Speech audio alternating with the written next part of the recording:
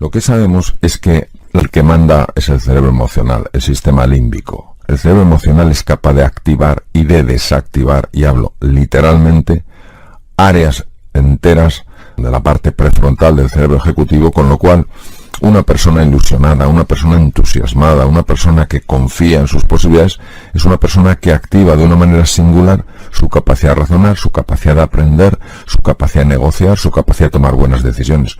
Una persona con la misma capacidad mental, pero que vive angustiada, que vive en el sentimiento de culpa, el sentimiento de vergüenza, su propio sistema límbico apagará regiones enteras del cerebro ejecutivo, con lo cual esa persona no podrá aprender, no podrá memorizar, no podrá tomar buenas decisiones. Es decir, hemos sobrevalorado la importancia del intelecto y hemos infravalorado de una manera verdaderamente sorprendente el poder de las emociones para abrir o cerrar la inteligencia y la creatividad. Cualquier proceso que un ser humano haga, desde mover la mano hasta fijarse en un coche que está pasando por delante, etcétera, etcétera, requiere de la utilización de áreas muy extensas del cerebro. Nosotros tenemos como varios sistemas operativos. Tenemos un sistema operativo que está muy asociado al funcionamiento del hemisferio izquierdo del cerebro. Y tenemos un sistema operativo que está muy asociado, digamos que anclado físicamente, al hemisferio derecho. Entonces, el sistema operativo del hemisferio izquierdo está fundamentalmente basado en todo lo que son razonamientos lógicos, lineales, matemáticos, cartesianos, seguir las reglas, seguir las estructuras, seguir los patrones vigentes, las reglas existentes. Es un hemisferio muy calculador, muy poco conectado con el mundo emocional, con el mundo afectivo. El hemisferio derecho, que es la puerta al inconsciente, el sistema operativo del hemisferio derecho, está absolutamente en contacto con el cuerpo. De ahí que las lesiones que afectan al hemisferio derecho producen unas alteraciones en la percepción del propio esquema corporal del propio cuerpo que nunca se ven en las lesiones del hemisferio izquierdo. Por otra parte, el hemisferio derecho está muchísimo más conectado con el mundo emocional que el izquierdo. Por eso, de nuevo, las lesiones del hemisferio derecho producen a veces trastornos emocionales muy significativos. El hemisferio derecho tiene funciones claves, por ejemplo, en relación con la intuición, en relación con descubrir cuáles son los patrones operantes en entornos totalmente desconocidos. Él no funciona de manera lineal, sino de manera circular y asociativa. Es decir, lo que para el hemisferio izquierdo son árboles que no tienen ninguna relación entre sí, el hemisferio derecho dice, esto es un bosque y cada árbol está conectado. Donde el hemisferio izquierdo ve una nariz, ve una oreja y ve un ojo, el hemisferio derecho ve un rostro. El hemisferio derecho es el más importante en todo lo que tiene que ver con la empatía, en todo lo que tiene que ver con la compasión, y es donde también están escondidos nuestros traumas emocionales. Por eso es tan difícil acceder a él, porque queremos acceder desde el hemisferio izquierdo cuando es un territorio completamente desconocido. La integración de los dos hemisferios es lo natural en el ser humano. De hecho, los niños nacen con sus dos hemisferios integrados, lo que se llama sincronización hemisférica, y es a través del condicionamiento cultural como los dos hemisferios empiezan a separarse. La inteligencia se expande o se reduce en gran medida por la situación emocional de la persona. Todos sabemos perfectamente cómo el miedo puede bloquear por completo el intelecto. Todos sabemos cómo la ilusión y el entusiasmo pueden abrir el intelecto y encontrar respuestas ante algo que previamente parecía imposible de resolver. Es que lo estamos viendo en el día a día. Nosotros partimos de una gran ventaja, que es que los dos hemisferios están deseando integrarse. Es como dos grandes amigos que se hubieran separado, pero que siguen añorándose el uno al otro. Por varias razones. Primero, porque la naturaleza los creó de alguna manera unidos. Y en segundo lugar, porque son conscientes de lo que aporta el otro hemisferio en su vida. ¿Qué se puede hacer? El hemisferio izquierdo, por el entrenamiento que ha tenido, es sumamente arrogante. Sumamente arrogante. Considera que lo que ve es lo único que hay.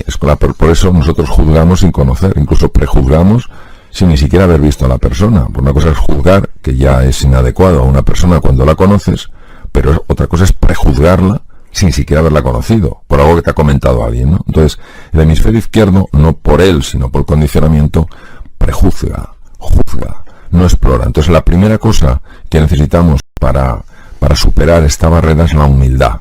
Es decir, reconocer que sabemos mucho menos de lo que creemos.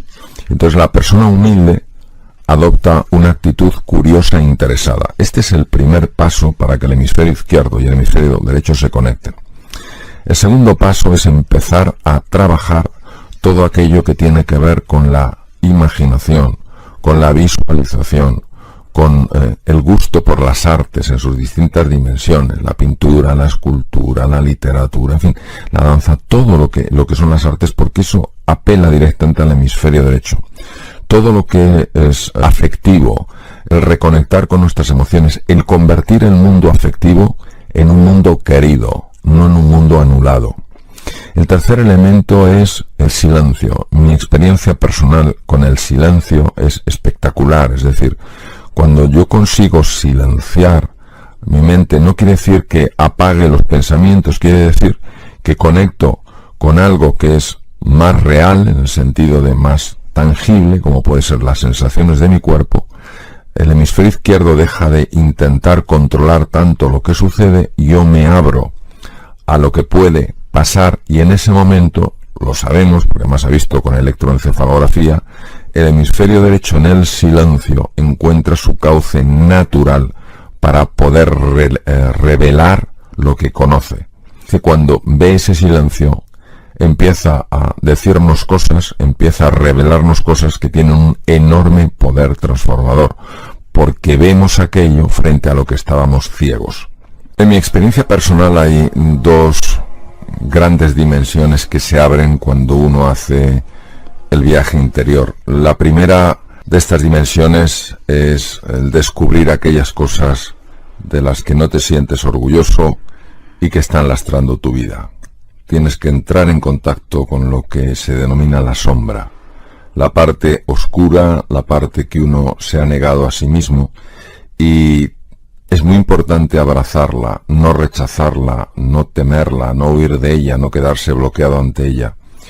Porque es curioso, esta sombra no es el resultado de la maldad inherente del ser humano, sino del profundo desconocimiento de quiénes somos en realidad. Y cuando uno abraza su sombra, es decir, abraza a ese niño herido, a esa niña herida, que se ha sentido pues no suficientemente querido, que no se ha sentido suficientemente valorado, en ese momento empieza un proceso precioso que es la sanación interior, es decir, la sanación desde dentro y la transformación del corazón, porque el corazón despierta. La segunda dimensión que nos encontramos y que es verdaderamente asombrosa es una dimensión de recursos y de capacidades que jamás imaginamos que podríamos tener. Hay recursos como la creatividad, la claridad mental, la paz interior, la alegría, el entusiasmo, la gratitud, que tienen un poder transformador y que mientras no seamos conscientes de su presencia en nosotros, pues viviremos angustiados, llenos de tensión, tristes, amargados, frustrados, etc. Entonces, por eso considero que aunque el viaje interior no es un viaje fácil, es un viaje absolutamente precioso. El viaje interior es el viaje sin distancia, porque viajas de la cabeza al corazón. Entonces nuestra cabeza, nuestro intelecto suele querer controlarlo todo, dominarlo todo, llega incluso a asfixiar elementos fundamentales de la persona, mientras que el corazón es la sabiduría, es el reconocimiento de nuestra grandeza, es el conocimiento profundo de lo que es verdad, de lo que es realidad. Y ese viaje interior, pues claro, cuesta porque es abandonar nuestra zona de confort, que es nuestra cabeza, nuestro intelecto, entrar en un terreno absolutamente desconocido y dejarse llevar solo por una palabra: confianza. Es descubrir que tú solo puedes ser feliz si te importa la otra persona. Es descubrir que hay algo mucho más importante que las ideas políticas, que las ideas religiosas, que las ideas culturales. Es eso que nos une, nuestra humanidad. Es no quedarnos apegados, atrapados en la forma y abrirnos a explorar el fondo. es no quedarnos solo en lo que los sentidos nos muestran. Eres diferente a mí, sino lo que el corazón nos quiere enseñar. También eres igual a mí. Tú puedes ser distinto, pero para mí no tienes por qué ser distante. Nosotros reconocemos que todo es uno, que la distancia que vemos y que nos separa de los demás es una pura alucinación, es una ilusión óptica, de la que hablaba mucho el gran Albert Einstein, pero que para nosotros es la realidad. Es decir, le damos más valor a la ilusión óptica, que a la realidad.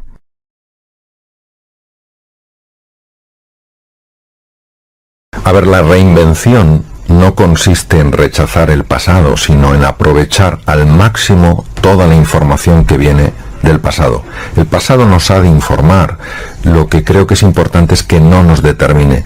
Las creencias son certezas que vivimos a nivel inconsciente, nos las cuestionamos y alteran por completo la forma en la que vemos las cosas. Tienen la capacidad de alterar la percepción porque alteran las emociones. No hay nada que altere más la percepción del mundo que las emociones en las que estamos. Entonces, ¿qué ocurre? Que estas creencias se han sedimentado, han cristalizado a base de repetirnos a nosotros mismos ciertos mensajes. Yo creo que no hay un solo ser humano que tenga un acceso a la verdad completa. Por tanto, aunque nos digan cosas que no nos gusten, siempre hemos de saber que eso es una verdad incompleta. En caso de que sea una verdad incompleta, a lo mejor es que no es verdad en absoluto, nunca tomar lo que nos dicen los demás como la verdad completa, porque no hay nadie que tenga acceso a la verdad completa. La realidad es infinita y la verdad siempre es un juicio de la razón. Nosotros hacemos nuestra mejor aproximación a la verdad. ¿Qué ocurre? Que muchas personas se han creído ciertas cosas y el problema es que no paran de repetírselas, porque cuando una persona ha generado estas creencias disfuncionales, empieza la mente, a través de lo que se llama el sistema reticular activado ascendente, su estructura cerebral, el tronco cerebral, empieza a buscar evidencias para soportar eso. Cuando nosotros nos encontramos ante un desafío, la mente tiene que hacer una valoración. Y la valoración es de dos tipos. Una, tierra incierta, tierra desconocida. Dos, tierra hostil. Si la valoración que hace la mente es tierra hostil, solo puede poner en marcha tres mecanismos. Uno, la agresión. Otro, la huida. Y otro, el bloqueo. Pues hay personas que quedan estancadas en la agresión. Se sienten amenazados por la vida, se sienten amenazados por los demás, aunque los demás no les estén amenazando, y eso hace que tomen posturas agresivas, estén muy irritables, tiendan incluso a ser personas violentas. Es una lectura errónea de lo que está ocurriendo. Cuando tenemos esa sensación de absoluta impotencia es porque hay una creencia limitante. Siempre hay un camino, a lo mejor no un camino para resolver perfectamente el problema, sí un camino para darle una respuesta a ese problema. La clave para saber cuándo una persona tiene una creencia limitante es observar el cuerpo. Cuando un ser humano se llena de tensión ante una situación determinada, cuando un ser humano siente que su cuerpo se bloquea, que su mente se nubla, en ese momento sabemos que una creencia limitante se está activando. En lugar de pensar que ese desafío es demasiado grande, yo invito a un momento de paz, un momento de serenidad y hacerse uno a sí mismo una pregunta. ¿Qué me estoy diciendo a mí mismo? ¿Qué me estoy diciendo a mí misma para sentirme tan insignificante, tan pequeño en esta situación? Es mi experiencia que cuando buscamos espacios de soledad, espacios de tranquilidad, y hacemos esta pregunta y tenemos la paciencia de aguardar, surge una idea de un lugar muy especial. No procede, la sensación es que no procede de la cabeza, la sensación es que procede del cuerpo. Te viene algo, te viene una idea, te viene un pensamiento muy sorprendente, descubres una nueva realidad y lo que notas inmediatamente es como el cuerpo en su totalidad se relaja. Es como si te hubieras quitado un montón de kilos que tenías en la espalda o llevabas en la espalda sin darte cuenta de que los llevabas. Yo creo que hay que tener mucha más hambre por alcanzar la propia plenitud. Yo creo que caemos con mucha facilidad en el conformismo, que en cuanto hacemos una cosa con un cierto nivel de competencia ya no aspiramos a la maestría. Enseguida nos acomodamos. Y creo que este hambre, estas ganas de aprender, estas ganas de progresar, no hay que perderlas nunca. Nosotros vamos muy distraídos por la vida. Cuanto más complejo sea el entorno, más claras tienes que tener tus prioridades. Cuanto más difíciles son los desafíos, más anclado tienes que estar en tus valores. Eso es el foco. El foco es no dejarte distraer por cosas que son irrelevantes. La aceptación solo significa reconciliarse con la realidad. Asumir una realidad sencillamente porque es, aunque no me guste. La aceptación deja de resistirse a lo que es. ¿Qué ocurre cuando yo acepto? Que me aflojo muchísimo, que esa tensión de la rebeldía contra la realidad produce cambios muy negativos en el funcionamiento del cuerpo y del cerebro. La resignación es una actitud pasivo-agresiva, un rechazo oculto a esa realidad. Sabemos que la actitud pasivo-agresiva, mantenida en el tiempo cuando es un estado de ánimo, produce una elevación de una hormona que se llama cortisol y que es muy negativa en el funcionamiento, por ejemplo, del sistema de defensa, del sistema inmunitario, en el metabolismo óseo, en el funcionamiento del tubo digestivo. Es decir, la aceptación me permite tomar acciones una vez que he asumido que esa es mi nueva realidad. Muchas personas dicen que quieren cambiar y no hacen absolutamente nada para cambiar. Porque el cambio personal, la transformación, da mucho miedo. Es salirte de esa zona conocida, de tu status quo, y empezar a explorar más allá de las limitaciones que uno mismo se ha impuesto. La crisis es una llamada a hacer un cambio fundamental en la forma de pensar, en la forma de vivir y en la forma en la que la sociedad contempla las cosas. Lo que ocurre es que dependiendo de la forma en la que nosotros valoramos esa crisis, vamos a obtener un resultado u otro. Por ejemplo, si una persona ante una situación de crisis lo valora como una oportunidad para hacer un cambio fundamental en su forma de comportarse, en su forma de moverse, en lo que sea, en ese momento esa crisis le va a ayudar a explorar un campo nuevo. Si una persona ante una crisis empieza a valorarlo como una desgracia, como un espanto, como algo terrible, la propia emocionalidad que surge de ese diálogo interno le va a impedir encontrar posibilidades aunque las tenga delante de las narices. Es la valoración del evento lo que genera la experiencia en la persona. Las palabras abren cajones emocionales y cajones experienciales en las personas. Por eso la palabra es un símbolo que abre todo un mundo de sentimientos en el ser humano. Las palabras no se las lleva el viento, las palabras crean profundas realidades. El problema del ser humano no es el miedo, el problema del ser humano es la ignorancia de su verdadera naturaleza. Claro, cuando tú no eres consciente de tus recursos y de tus posibilidades, te asustas ante el más pequeño de los desafíos. Claro que somos ignorantes de nuestra verdadera naturaleza. En un momento determinado de nuestra vida, cuando éramos chiquititos, hicimos una definición, una descripción de nosotros mismos, nos la creímos y ahora vivimos de acuerdo a esa descripción y no de acuerdo a nuestra naturaleza. Nuestra naturaleza, en su conjunto y en su esencia, es perfecta. La palabra perfecta quiere decir completa.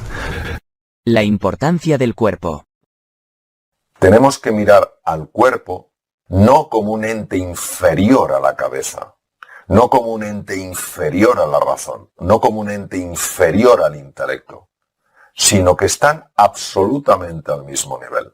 Se sabe perfectamente que el corazón es capaz de cambiar por sí solo procesos cerebrales. Se sabe que el tubo digestivo, que también es una parte del cuerpo, es capaz por sí solo de cambiar procesos cerebrales y ambos, corazón y tubo digestivo, cambiar procesos mentales. Pero no solo eso, la musculatura no solo tiene la dimensión del movimiento, la musculatura tiene la capacidad de cambiar procesos mentales. Sabemos perfectamente que los traumas infantiles, que las heridas que todos llevamos, que las cicatrices que arrastramos están en el cuerpo. ¿Y en qué nos basamos? En la cantidad de investigación científica que ha mostrado que con terapias corporales, con movimientos corporales, con ejercicio físico, se han conseguido resolver traumas emocionales con mayor eficiencia que utilizando medicación. Por tanto, si hablamos del carácter, primero hay que diferenciar el temperamento del carácter y luego hablar del carácter.